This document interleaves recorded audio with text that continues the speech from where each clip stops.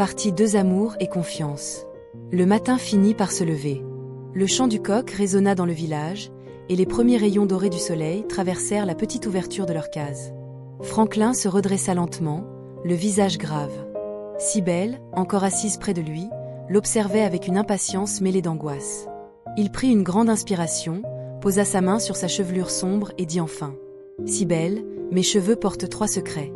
Ces secrets, personne au monde ne les connaît, et toi seul les entendras aujourd'hui. Mais retiens bien ceci, tu ne devras jamais les répéter. Car une seule parole prononcée à autrui pourrait sceller notre perte. » Cybèle hocha la tête, le regard brûlant de curiosité. Alors Franklin révéla. Le premier secret, inscrit à l'avant de mes cheveux, dit : « Un fils ne trahira jamais son père. » Le second, caché à la racine, dit : « Le sommeil est plus doux que la mort. » Et le troisième, inscrit à l'arrière, dit : « Ne fais jamais confiance à une femme. » À ces mots, Cybèle frémit. Elle sentit une douleur la traverser, mais elle força un sourire. Elle posa sa main sur celle de Franklin et répondit : « Maintenant tu m'as prouvé que tu m'aimes vraiment. Tu peux être tranquille, ton secret restera entre mes mains. Je ne le dirai jamais à personne. » Franklin la regarda longtemps, comme pour sonder son cœur, puis répondit d'une voix lourde : « Alors je peux partir l'esprit léger. Mais rappelle-toi, c'est une promesse que tu ne dois jamais briser. » Il rassembla ses affaires et sortit de la case pour se rendre au champ. L'arrivée du roi. Pendant ce temps, au loin, le roi et ses gardes approchaient déjà du village.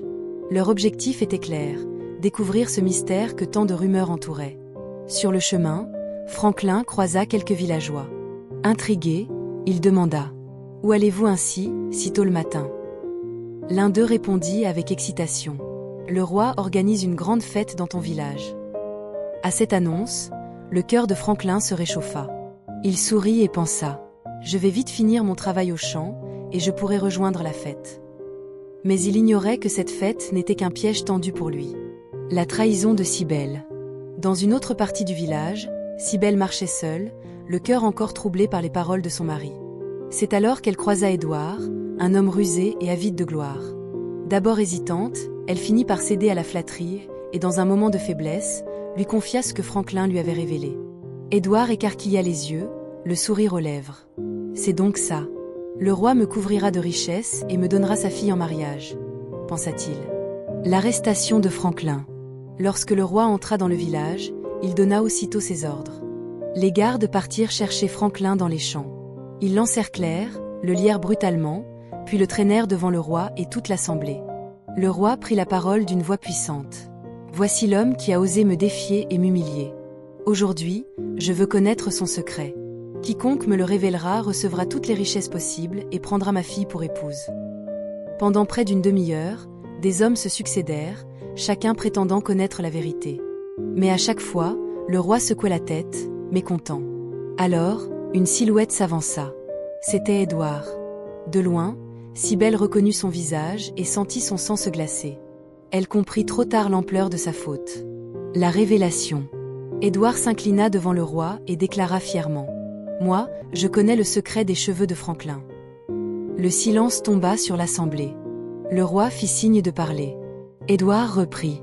À l'avant de ses cheveux est inscrit : « Un fils ne trahira jamais son père. » À la racine, il est écrit : « Le sommeil est plus doux que la mort. » Et à l'arrière, le secret dit : « Ne fais jamais confiance à une femme. » Un murmure parcourut la foule. Tous les regards se tournèrent vers Franklin. Le roi fronça les sourcils et demanda d'une voix grave : « Franklin, est-ce la vérité ?» Franklin leva la tête, prêt à répondre. Franklin est à genoux, prêt à répondre au roi. Mais que va-t-il dire ? Va-t-il confirmer la trahison ou nier pour sauver son honneur ? Écris ton avis en commentaire. Et si tu veux découvrir la suite, abonne-toi dès maintenant et active la cloche. La partie 3 arrive très bientôt.